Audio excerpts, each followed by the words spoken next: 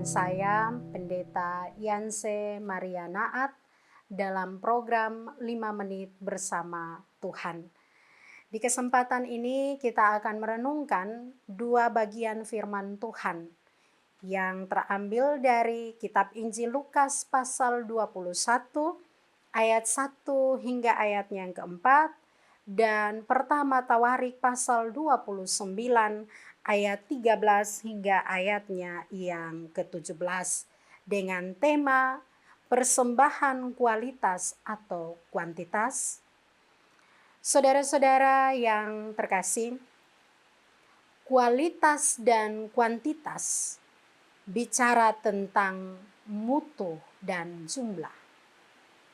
Terkait dengan kedua hal ini, masing-masing orang punya cara pandang tersendiri dalam menerapkannya.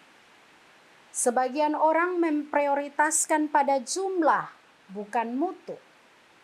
Sebagian melihat mutu, bukan hanya jumlah.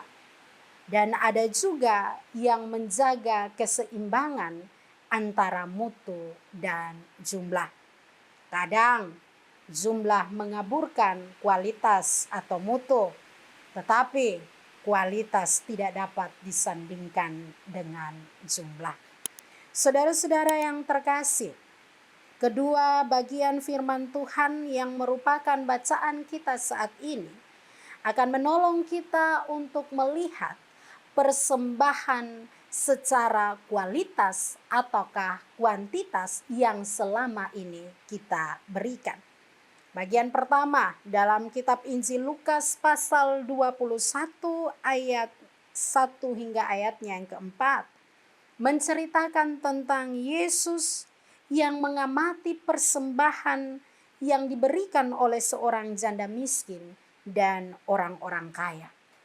Dari apa yang mereka berikan terlihat kontras. Sekalipun dalam Injil Lukas tidak dijelaskan mengenai sebanyak apa pemberian orang kaya. Namun Injil Markus pasal 12 ayat 41 hingga 44 yang memiliki paralel dengan bacaan Injil Lukas ini menjelaskan bahwa orang kaya memasukkan jumlah yang besar, sementara seorang janda hanya memasukkan 2 peser uang yang terbuat dari tembaga.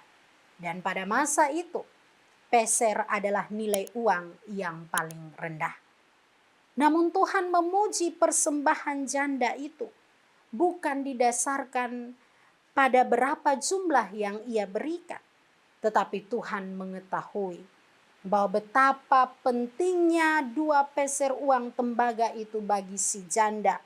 Mungkin pada masa itu orang menganggap bahwa nilai uang tersebut rendah, tapi bagi si janda itu sangat berarti. Dan tindakan memberi semua yang dimiliki adalah sebuah tindakan iman, bahwa ia mempercayakan semua kehidupannya kepada Tuhan. Ia percaya bahwa Tuhan akan memeliharanya. Hal ini memperlihatkan bukan hanya sekedar memberi persembahan yang dihitung berdasarkan angka dan jumlah, tetapi kualitas dari persembahan yang diberikan. Sementara bacaan kedua, pertama Tawarik pasal 29 ayat 13 hingga ayatnya yang ke-27, merupakan pujian yang dinaikkan Daud kepada Allah. Dikarenakan bukan hanya dirinya yang memberikan persembahan, tetapi juga kesadaran semua umat untuk memberikan persembahan bagi pembangunan bait suci. Dan yang menarik dari sikap Daud dalam memberikan persembahan, kalau dilihat pada ayat 1 hingga ayat yang kelima, Daud memberikan persembahan dengan jumlah yang sangat banyak dan berkualitas. Tetapi juga persembahan Daud bukan hanya soal materi. Daud menunjukkan sikap yang tepat dalam memberikan persembahan. Saya mencatat 3 hal. Yang pertama, Daud memberi karena rasa cintanya kepada Allah. Ayat 1 dan 3 menerangkan Daud memberi karena rasa cintanya kepada rumah Allah, dan ia memahami bahwa rumah itu dibangun untuk Allah. Jadi rasa cinta kepada rumah Allah adalah cinta kepada Allah. Yang kedua, ia memberi dengan sukarela dan tulus ikhlas. Kita baca dalam ayat yang ke-17. Ayat bagian yang ketiga, ia memberi karena ia menyadari bahwa segala sesuatu yang dimiliki berasal dari Tuhan. Dapat kita lihat dalam ayat yang ke-14. Dan sikap Daud inilah yang menunjukkan kualitas dari apa yang dipersembahkan. Saudara-saudara yang terkasih, Daud memberi persembahan tidak hanya diukur berupa apa dan berapa yang diberi, tetapi juga sikap hati dan hidup dalam memberikan persembahan.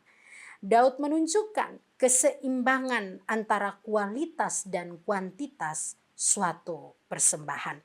Dari kedua bacaan firman Tuhan ini, ada pun beberapa poin refleksi. Yang pertama, persembahan bukan hanya soal jumlah tetapi mutu. Apalah arti memberi dengan pemberian materi yang banyak tetapi tidak disertai kualitas hidup. Sebab persembahan bukan hanya soal materi, tetapi juga persembahan hidup yang total kepada Allah sebagai wujud kita mempercayakan seluruh kehidupan kita kepadanya. Yang kedua, persembahan adalah cerminan hati. Apa yang kita persembahkan adalah wujud dari cerminan hati. Dan suatu persembahan akan menyenangkan hati Allah jika diberi dengan ketulusan dan kerelaan, bukan dengan bersungut-sungut dan terpaksa. Orang yang memberi dengan rela dan tulus tidak akan terbeban ketika ia memberi, tidak akan membuat perhitungan kali bagi ketika memberi, apalagi untuk Tuhan. Kalau memberi dengan hati yang tulus dan rela, akan tercermin lewat sukacita dalam hidupnya. Yang ketiga, memberi dengan kesadaran bahwa semua milik Tuhan. Kadang kita memberi persembahan dengan konsep berpikir yang salah, bahwa apa yang kita persembahkan itu adalah milik kita, hasil usaha dan kerja kita. Coba sejenak renungkan, apakah memang demikian? Mungkinkah dengan mengandalkan kekuatan kerja dan hasil usaha kita, kita bisa memiliki semua yang kita miliki saat ini? Ataukah semua karena Tuhan yang memberkati? Mari kita renungkan semua hal ini. Ingatlah selalu bahwa persembahan sejati tidak hanya bicara tentang kuantitas, tetapi juga kualitas.